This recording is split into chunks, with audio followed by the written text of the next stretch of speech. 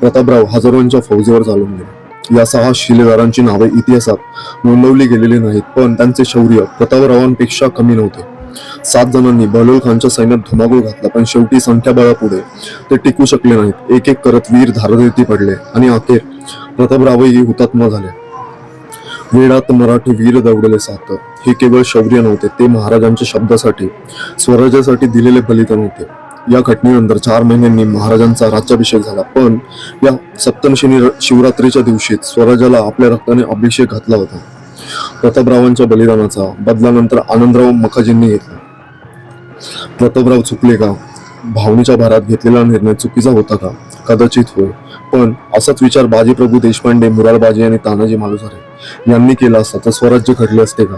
प्रतापराव गुजर हे नाव केवळ एक सरसेनापती म्हणून नव्हे, तर स्वराज्यासाठी पराकोटीचा त्याग करणाऱ्या एका महान योद्ध्याप्रमाणे इतिहासात अजरामर